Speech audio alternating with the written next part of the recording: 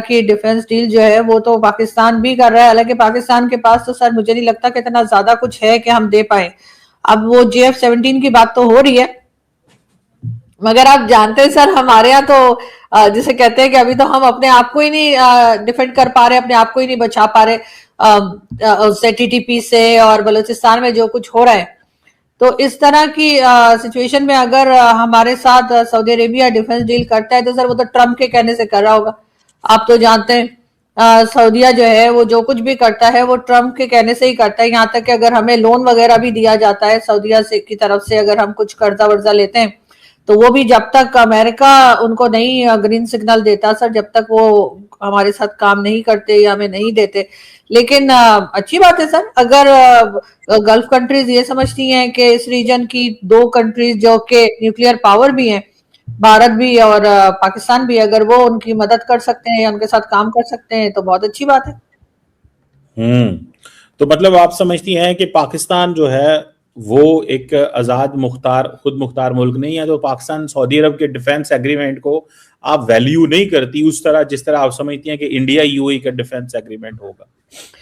नहीं सर, देखें जो सऊदीया और पाकिस्तान की जो बात होती है या किसी और कंट्री के साथ जब पाकिस्तान की गल्फ कंट्री के साथ बात होती है तो वो गल्फ कंट्री डेफिनेटली अमेरिका के अंडर है। ये तो सभी जानते हैं कि चाहे वो ऑयल प्रोडक्शन करती हो या ना करती हो, लेकिन अमेरिका के अंडर वो कंट्रीज होती हैं और उन्हीं की मर्जी से बात होती है। जब भी सऊदी अरेबिया कोई बात पाकिस्तान से कहता है तो कहा जाता है कि जी अमेरिका ने के थ्रू जो है ये मैसेज आया है, और जब अगर पैसे बंद करवाने हो तो सबसे पहले अमेरिका सऊदीया ही जो है वो इस किस्म की कोई बात कर देता है जिससे कि पाकिस्तान को टफ टाइम मिले। तो इसलिए मुझे लगता है कि क्योंकि हमारी जो फॉरेन पॉलिसी है वो बहुत ज्यादा इंडिपेंडेंट मुझे नहीं लगती कि है, और उसकी मेन रीजन जो है पाकिस्तान की खराब इकोनॉमी को ही ठहराया जाता है। इस वजह से लग रहा है कि जब भारत के साथ अगर कोई गल्फ कंट्री आके बात करती है या काम करते हैं तो डेफिनेटली वो एक बहुत बड़ा फर्क आ जाता है सर। उसमें पैसा है उनके पास, अब चाहे आप जो भी कहिए, वो अगर कोई चीज लेते हैं तो वो पेमेंट करके लेते हैं, हमारी तरह उधार पे या कह लेते हैं इंस्टॉलमेंट पे पेमेंट नहीं हो रही होती। तो एक फॉरेन पॉलिसी फिर उनकी एक ऐसी हो जाती है कि जो अपनी मर्जी से करते हैं, वो सही हो या गलत वो एक अलग डिबेट है कि कई लोग उनकी फॉरेन पॉलिसी से एग्री नहीं करते या कई लोग करते हैं। लेकिन बहरहाल सर हमारी तो आपको पता है कि अमेरिका के बगैर तो या चाइना की मर्जी के बगैर सर हम तो कुछ नहीं कर पाते। तो मैडम UAE भी तो चाइना की इंडिया अमेरिका की मर्जी के बगैर कुछ नहीं कर पाता। तो मतलब ये मुल्क जो है वो अगर सऊदी अरब कुछ नहीं करता अमेरिका की मर्जी के बगैर, तो UAE भी अमेरिका की मर्जी के बगैर कुछ नहीं कर रहा। तो ये अमेरिका फिर क्या करवा रहा है आपके ख्याल में? सर इन्होंने तो बहुत अरसे से जितनी भी ऐसी गल्फ कंट्रीज हैं जिनके पास से उन्हें कुछ मिल सकता है, चाहे ऑयल हो या कुछ, उनको तो बहुत अरसे से उनको कंट्रोल करके रखा है अमेरिका ने। ऐसा तो नहीं है, सभी जानते हैं सऊदी अरेबिया जो है वो किसकी मर्जी से चलता है और बाकी गल्फ कंट्रीज किसकी मर्जी से चलते हैं। जाहिर है अमेरिका एक सुपर पावर, उसने कंट्रोल कर रखा है। लेकिन ऐसे में पाकिस्तान के पास तो अभी तक ऐसी कोई चीज नहीं है, ना ऑयल है ना कुछ। एक कहने सुनने की बातें हैं कि कहा जाता है कि जी ऑयल भी निकल आएगा तो फलानी चीज भी निकल आएगी, अभी तक है तो कुछ नहीं। लेकिन जाहिर है कि इकोनॉमी क्योंकि पाकिस्तान की बेहद वीक है और हम हर जगह पर जो है यही डिफेंस एग्रीमेंट्स वगैरह इस तरह की चीजें ही जो है वो साइन करते चले जाते हैं कि चलो इसी बहाने कुछ पैसा आ जाएगा। इसलिए सर उनकी पोजीशन में और हमारी पोजीशन में बहुत फर्क है। बाकी तो गल्फ कंट्रीज हमेशा ही से अमेरिका के आगे झुके हुए हैं, हालांकि उनके पास ऑयल वगैरह है, पैसा है, लेकिन जाहिर अमेरिका ने शुरू से कंट्रोल किया है। लेकिन यहाँ पे तो सर हालात ही दूसरे। दूसरी तरफ भारत को तो वो बिल्कुल डरा धमका नहीं पा रहे। ट्रम्प ने बड़ी कोशिश की कि किसी तरीके से वो रशियन ऑयल लेना बंद कर दें, कभी उन्होंने चाबहार पोर्ट के ऊपर कोई एक्शन करने की कोशिश किया और इसी तरीके से कभी कहते हैं जहाज गिर गए पाकिस्तान के साथ क्लैशेस में। अमेरिकन प्रेसिडेंट मुसलसल आके स्टेटमेंट दे रहे हैं, तो वो कहीं ना कहीं भारत को दबाने की कोशिश कर रहे हैं। अब कहां तक कर पाए ये तो खैर सर आगे पता लगेगा। तो मैडम आपने कहा रशियन तेल तो इंडिया ने लेना कम कर दिया ना, आप तो 30% कम ले रहे हैं वो तेल, और वो इंडियन तो मान रहे हैं उस पर। अगर आपने लेटेस्ट डाटा देखा हो तो उस पर रशियन जो तेल अगर फॉर एग्जांपल 45% आ रहा था, अब 25% आ रहा है। तो अमेरिका के कहने पे तो वो डर गए हैं, आप कह रही हैं नहीं डरते। और सर वो तो कह रहे बंद ही कर दो, सर वो तो कह रहे बिल्कुल भी ना ले। सुने तो सही ना बात, सुने ना। तो क्वेश्चन स्टेज के अगर 45% से 25% आ गए हैं और वो अब तेल ले रहे हैं कुवैत से और ब्राजील से, this is the information which I need to share with you, ताकि आपको पता हो कि वो, अब देखें दो चीजें होती हैं, एक होता है कि आप कहें जी नहीं हम बिल्कुल ही नहीं ले रहे, एक होता है कि हमने कम कर दिया है, ये पहले तो बहुत ज्यादा था अब उन्होंने कम कर दिया है, एक बात। तो वो बात भी खत्म हो गई कि जी तेल वाली के जी वो तेल नहीं ले, तेल वो उन्होंने नीचे आ गया, एक बात। दूसरी, चाबहार उन्होंने सैंक्शन कर दिया, अप्रैल से पहले निकल जाओ वरना सैंक्शंस हो रही हैं, और वो ईरानी इंडियंस निकल रहे हैं वहां से, क्योंकि इंडियंस अगर वहां से तेल लेते हैं या चाबहार पोर्ट में रहते हैं तो जो सैंक्शंस लगेंगी इंडियंस तो अफोर्ड नहीं कर सकते। तो वो तो अगले दिन भी उन्होंने कहा है, उनके फॉरेन ऑफिस से स्टेटमेंट निकल रही थी और यही बात हो रही थी कि इंडियंस निकल रहे हैं, तो दोनों काम हो गए हैं। तो ये तो आजाद खारजा पॉलिसी, अगर हम 400 अरब डॉलर की जीडीपी है, हमारी आजाद खारजा पॉलिसी नहीं है, वहां 4 ट्रिलियन डॉलर की जी इकोनॉमी है, उधर भी आजाद खारजा पॉलिसी नहीं है, मतलब पर क्या फर्क है?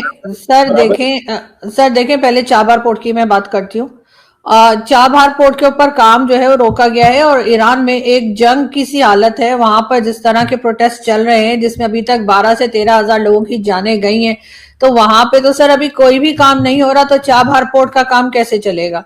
बाकी सैंक्शंस की जो बात की गई है तो वो तो अब अमेरिका जाहिर धमकी दे रहा है, और उसके ऊपर तो भारत हो या बाकी जो कंट्रीज हैं जिसमें अफगानिस्तान भी शामिल है, वो तो बाद में देखेंगे कि उन्हें उसको उस पर कैसे काम करना है या किस तरह से निकलना है। वो तो सर हमारी भी जो है गैस पाइपलाइन जो है उसके ऊपर काम रुक गया, जब कहा गया कि जी पाकिस्तान नहीं कर सकता, सैंक्शंस लग जाएंगी, तो पाकिस्तान ने रोक दिया काम।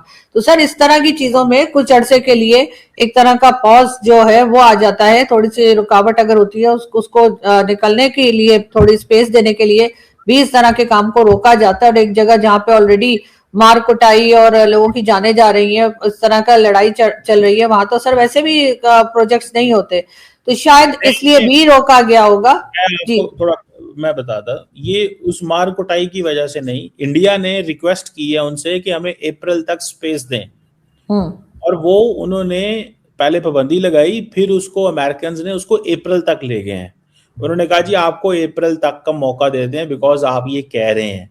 तो एक बात तो थोड़ा सा इसको इस सेंस में देखें, मैं ये नहीं कहना चाहता कि देखें अगर फ्रांस, बर्तानिया, कनाडा जैसे मुल्कों को अपनी आज़ाद खारजा पॉलिसी पे कंप्रोमाइज करना है तो इंडिया किस खेत की मूली है? वो भी तो भाई उस डिपेंडेंट है ना उन पे ऊपर ही, और वो कि वहां कहां से बच जाएगा? तो सवाल ये है कि रशिया से तेल भी कम हो गया है। अब आपने अगले दिन देखा होगा रिलायंस ने क्या कहा, उन्होंने कहा जी हम कोई तेल नहीं मंगवा रहे और हम अगले महीने भी कोई तेल नहीं मंगवा रहे। ये तो देखिए गलत हमारे बारे में प्रोपेगेंडा कर रहे हैं। तो क्लैरिफिकेशंस दे रही हैं कंपनीज इंडिया के अंदर, बिकॉज उनको पता है कि इम्प्लीकेशंस आ सकती है ना इसके ऊपर। तो चाबहार पोर्ट के ऊपर भी रिक्वेस्ट है। तो ये जो जंग का इससे कोई ताल्लुक नहीं है, ये जो हालात खराब हुए हैं ये पहले ही वेवर दे दिया गया था उनको। अभी इंडिया के आप जाके चेक करें, वो कह रहे हैं कि वहां से एग्जिट करेंगे। बहरहाल ये सवाल ये नहीं है कि इंडिया क्या करता है, लेकिन सवाल ये है कि इंडिया ने मैडम चाबहार पोर्ट के ऊपर तो इन्वेस्टमेंट की थी तालिबान को ये कहने के लिए आप कराची से तेल ना लो और कराची से चीजें ना मंगवाओ, हम तुम्हारे लिए बंदोबस्त करेंगे, तुम खड़े रहो। तो मैडम ये तो मतलब इंडिया तो फिर तालिबान की भी सपोर्ट नहीं कर पाएगा। ये कैसे देखती हैं इस चीज को भी? देखिए सर, अब वो तो तालिबान का इशू है कि वो अपने आप को किस तरह संभालते हैं या क्या करते हैं, लेकिन बात सारी ये है कि पाकिस्तान तो सर मिस कॉल पे भी लेट जाता है ना अमेरिका की। उन्होंने कम अज कम सर उन्होंने बात ही और है ना, हम हाँ तो स्ट्रेटेजिक इकोनॉमी की बात ही नहीं ना करते। हमारा तो हम तो कॉल नहीं मिस कॉल के हैं, हम तो मिस कॉल भी हो जाते हैं। हाँ सर मैंने मिस कॉल ही कहा है, मैंने मिस कॉल ही कहा है। हम तो मिस कॉल भी आए अमेरिका से तो हम कहते हैं ठीक है आप जो कह रहे हैं हम वही करेंगे। तो सर इसी वजह से हमारी गैस पाइपलाइन जो है ईरान के साथ उस पर काम नहीं हो पा रहा है। अगर भारत को उन्होंने सैंक्शंस का कहा है और जो कुछ अमेरिका की तरफ से कहा गया है, तो कुछ टाइम के लिए तो जाहिर है सर वो जाकर कोई उनको टकरे तो मारनी शुरू नहीं कर देंगे। जाहिर है थोड़ा सा रोकेंगे, काम को थोड़ा स्लो करेंगे, उसके बाद देखेंगे कि किस तरह से अमेरिका से बात हो सकती है। इसलिए कि सर अमेरिका भी तो हर दूसरे दिन एक नया स्टेटमेंट आता है ना, वहां पे भी ट्रम्प जो है वो भी कोई, मुझे ऐसा तो नहीं लग रहा है कि किसी अपनी एक बात के ऊपर या अपनी एक स्टेटमेंट के ऊपर वो टिके रहते हैं। हर 2 दिन के बाद उनका कुछ और बात हो रही होती है। तो डेफिनेटली ऐसा हो रहा है। जहां तक अफगानिस्तान की बात है कि अफगानिस्तान क्या करेगा, तो सर अफगानिस्तान पहले क्या करता रहा है।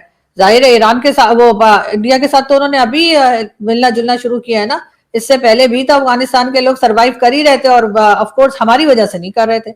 हमने तो काफी अरसे से उनके साथ जो है वो जिस तरह का सलूक रखा हुआ है उसके बाद वो तो हमारी शक्लें नहीं देखना चाह रहे। लेकिन हाँ, ये जरूर है कि हमें ऐसा लगता है कि सब हमारी वजह से चल रहे हैं। अगर हम नहीं हुए तो अफगानिस्तान भी गया, तो बांग्लादेश को भी कुछ हो जाएगा। तो इसमें से पाकिस्तान को निकलना होगा। फॉरेन पॉलिसी अपनी आप तभी सही कर पाएंगे जब आपके पास इकोनॉमी होगी। जब पैसा ही नहीं है तो सर फिर फॉरेन पॉलिसी किस बात की। जाहिर है कि जब पाकिस्तान की इकोनॉमी इतनी खराब है कि आप बगैर कर्जे के मुल्क नहीं चला सकते। एक जमाने में कहा जा रहा था कि जो पाकिस्तान है उसको IMF और वर्ल्ड बैंक जो है वो लोन ना दे या फिर डिले कर दे। मेजर गौरव और कई दूसरे लोग जो वहां पे यूट्यूब चैनल्स भी करते हैं वो चिल्ला चिल्ला के कह रहे थे कि पाकिस्तान को अगर जनवरी में देना है तो उसको पैसा अक्टूबर में दो ताकि उनकी हालत खराब हो जाए। तो सर अगर ये हालत हमारी कुछ मंथ्स में खराब होने वाली हो सकती है जो लोग बता रहे होते हैं, तो जाहिर है फिर हमारी फॉरेन पॉलिसी इंडिपेंडेंट कैसे होगी। यूएई के राष्ट्रपति शेख मोहम्मद बिन जायद सीधे दिल्ली पहुंचे और प्रधानमंत्री नरेंद्र मोदी से मुलाकात की। ना कोई शोर ना ज्यादा दिखावा, लेकिन मैसेज बहुत बड़ा है। और इधर पाकिस्तान में बैठा कमर चीमा पूरी तरह परेशान हो चुका है। देखिए, ये कोई नॉर्मल मीटिंग नहीं थी। यूएई वो देश है जो तेल, पैसा, इन्वेस्टमेंट और ग्लोबल पावर का बड़ा खिलाड़ी है। और जब ऐसा देश अचानक भारत आए, सीधे पीएम मोदी से मिले, तो समझ लीजिए कुछ बड़ा पक रहा है। कमर चीमा परेशान हो गया है, कह रहा है यार ये यूएई बार बार इंडिया ही क्यों जा रहा है, हम कहां खड़े हैं। और यहीं पर एंट्री होती है अर्जू काजमी की। Cut to Arju. चीमा, एक बात सीधी है, पाकिस्तान के पास आखिर है क्या जो हम दुनिया को दे सके। ना इकोनॉमी, ना टेक्नोलॉजी, ना स्टेबिलिटी, ना भरोसा। यही लाइन पाकिस्तान की सबसे बड़ी परेशानी है। दोस्तों, आज दुनिया भीख नहीं बिजनेस देखती है और भारत के पास आज है मार्केट, मैन्युफैक्चरिंग, टेक्नोलॉजी और सबसे बड़ी चीज स्टेबल लीडरशिप। इसीलिए यूएई जैसा देश भारत के साथ एनर्जी, ट्रेड, डिफेंस और इन्वेस्टमेंट पर बात करता है। और पाकिस्तान वही पुराना राग, IMF, कर्ज और बयानबाजी। इसलिए चीमा परेशान है और अर्जू मजबूरी में सच बोल रही है। दोस्तों, यूएई इंडिया मीटिंग सिर्फ दोस्ती नहीं, ये एक साफ मैसेज है पूरी दुनिया के लिए। भारत अब सिर्फ सुनता नहीं, डायरेक्शन देता है। और यही बात पाक मीडिया को सबसे ज्यादा चुभ रही